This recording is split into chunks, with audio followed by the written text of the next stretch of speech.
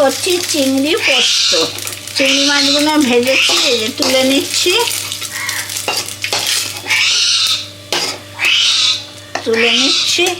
এরপর দিচ্ছি পেঁয়াজ। এর মধ্যে পেঁয়াজটা একটু বেশি দিতে হয়, তাহলে খেতে ভালো হয়। চিংড়ি পোস্তর মধ্যে আলু টালু পড়ে না তো, পেঁয়াজটা বেশি দিচ্ছি। পেঁয়াজটা ভেজে নেব। পেঁয়াজ ভাজা হয়ে গেল, এবার চিংড়ি দিয়ে দিচ্ছি, সঙ্গে লঙ্কা দিয়েছি দুটো। আর এবার পোস্তটাও দিয়ে দিচ্ছি। পোস্তর মধ্যেও একটু লঙ্কা বাটা আছে, কাঁচা লঙ্কা।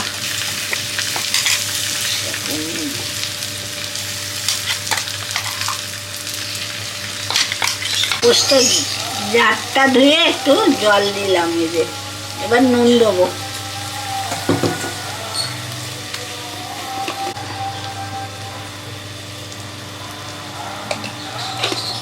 হয়ে গেল চিংড়ি পোস্ত। এবার নামিয়ে দেবো। এই দিয়েই এক থালা ভাত খাওয়াই যাবে। গরম গরম ভাত হলে তো কথাই নেই। হয়ে গেল চিংড়ি পোস্ত রেডি। ভাতও হয়ে গেছে, কে খাবে বলো?